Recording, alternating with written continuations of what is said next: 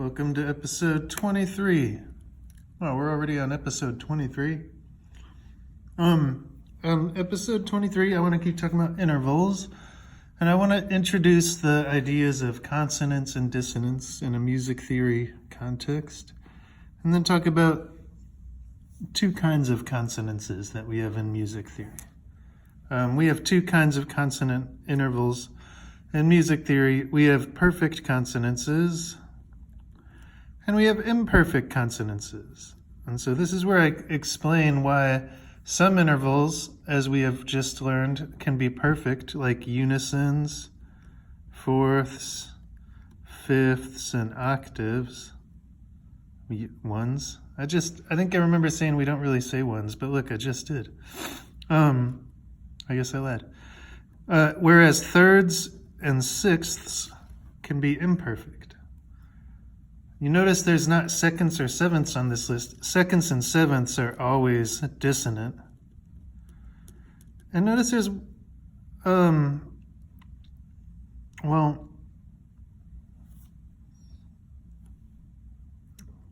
going to talk about the fourth. The fourth is kind of weird. It's actually not weird at all, but it is weird when you try and categorize these because, well, you'll see. So that's just kind of an overview. So let's start by going back to our scale.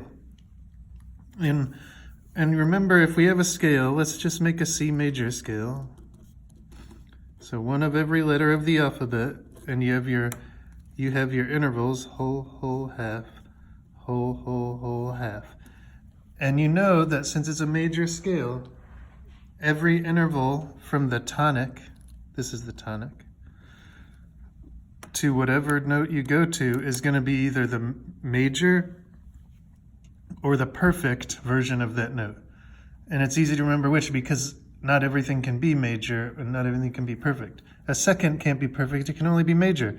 So from C to D is a major second, C to E is a major third, C to F is a perfect fourth, C to G is a perfect fifth, C to A is a major sixth, C to B is a major seventh, and C to C is a perfect octave. And C to itself, PS, is a perfect unison.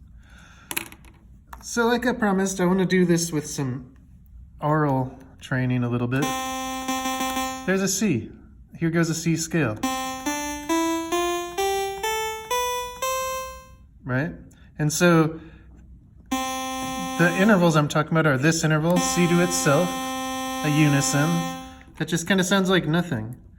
In fact, sometimes when more than one of the same notes hits, especially if you're talking about real instruments, you get kind of this effect, kind of a phasing or chorusing thing, which you might not know what that is. I'm not really going to explain it, but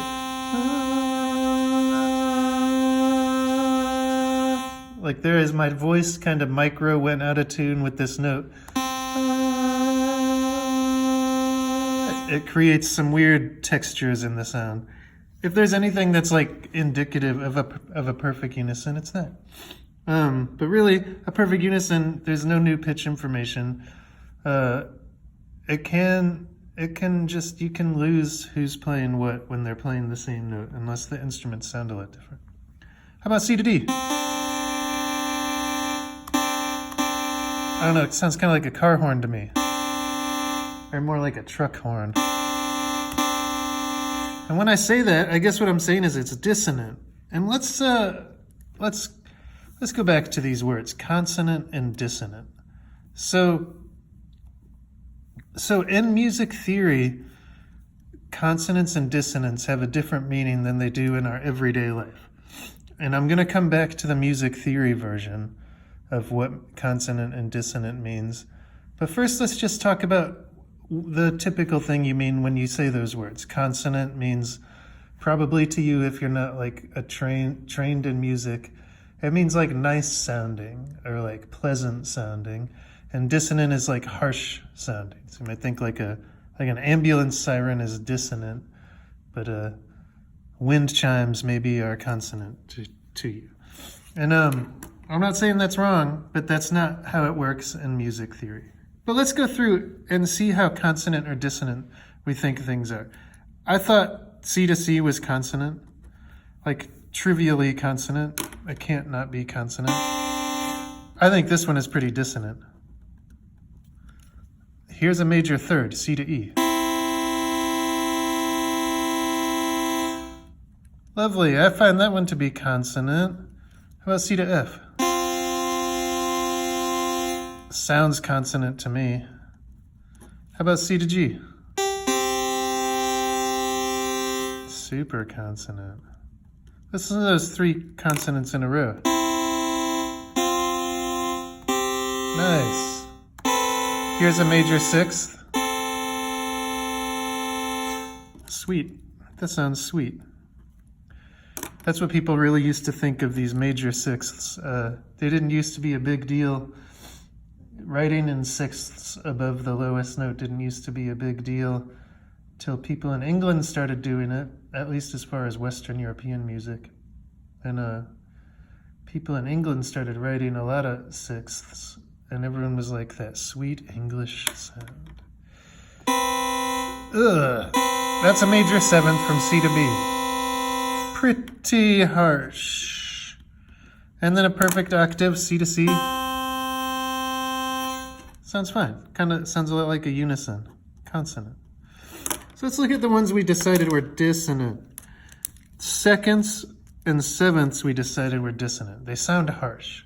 And I just want to look at like this harsh sound.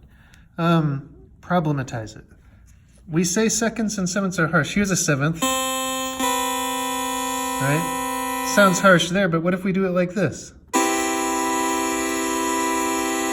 It's a major 7th chord. It's a kind of chord that includes that dissonant, and it doesn't sound harsh there. Or what about this chord? Right now I'm playing these 2 chords, in case you want to know. C major 7 to F major 7 with a C in the bass. So it's going to sound like this.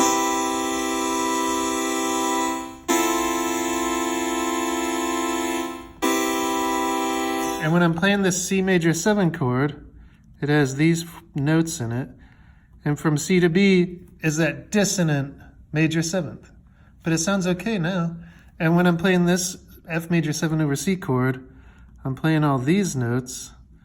And this E to F, smack dab in the middle of it, is a dissonant second. See, by itself, very dissonant. But I throw in these notes, now it's nice. C major 7, the dissonant major 7 sounds nice. F major 7, the dissonant minor 2nd sounds nice. Dissonance and consonants are highly context dependent, even when we're talking about them in an un-music theory way, as the point I'm trying to make. You can have a note that sounds really harsh, but throw the right bass note under it. It sounds really relaxing and nice. Perhaps that is part of why this isn't how we do it in music theory. In fact, I'm going to cross these out, even though a lot of them are going to be right. The way we do it is like I'm always saying, if we're going to describe them just by how harsh they sound, it takes away context. And you know what? How it takes away context is it puts them by themselves. It treats the notes like objects, like those two just don't get along, instead of the thing I'm always talking about, music being made out of behaviors or activities, that is, and relationships. And so we have a definition of consonance and dissonance that is based on activities. Dissonant notes must resolve. Even if they don't resolve, they feel like they have to. When I play a dissonant note like this, then resolve it, it feels good. That's how we define dissonance in music theory. Depending on your rules, different things count as dissonance, but the idea is that dissonance things are transitory. Dissonance things are a passing phenomenon. Dissonance things resolve. They resolve to consonant things, and consonant things can hang around. consonant intervals are allowed to just be themselves. They don't have to do anything. So by that definition, like I said, most of these stay the same. Octaves really are consonant. So are thirds. So are fifths.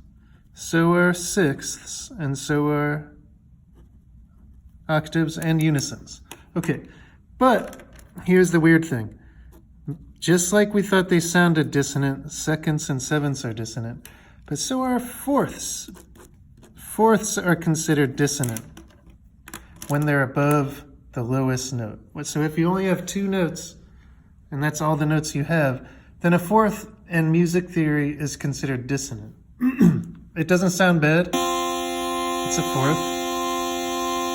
But because of how it fits in with music theory, a fourth, if you remember, a fourth, scale degree 4, wants to go to scale degree 3. Remember when we were talking about tendency tones a while ago? Those kind of come into play here. So when you hear a fourth, it wants to go down to a third. Anytime you hear a fourth in music above the bass, it wants to go down to that third. This is a rule in classical music theory. It's even kind of a rule in most pop music, not that it always gets obeyed. And similarly, sometimes when you have this 2, if you might remember 2 isn't a strong tendency tone, but it wants to go to 1 or to 3. And a lot of times you'll get these kind of patterns where 2 goes to 3, 4 goes to 3. So you have this 4 to 3, 2 to 3, right? You always hear that kind of thing. And same with, you can have other ones like that. Point being, dissonant notes need to resolve. That's what makes a dissonant note in music theory. Nothing about how it sounds, though many of them do sound harsh. But it's about that they must resolve. And that means there's some notes that sound harsh but don't have to resolve. And then sometimes there's notes that don't, wait, did I say, okay, there's some notes that don't sound harsh and have to resolve, like the fourth. And then there's some notes that don't sound harsh, but they really are dissonances, like when I was playing this chord progression and making it so a major seventh or a minor second sounded unharsh. So in other words, this harsh or not harsh, that doesn't work for music theory. Consonances can stick around, dissonances have to resolve. Now let's jump in really quick to the different sound that your perfect and your imperfect consonances have. So here's your perfects, your fourth, which is not really consonant, so let's throw that one out for now. Here's your fifth and your octave. And actually, let's include the fourth, because when we're talking about perfect, you can have a perfect fourth. Notice how starkly those kind of vibrate. On a guitar, these are called power chords. Or like you get a root fifth octave. And then compare that with some things built in thirds instead. Right?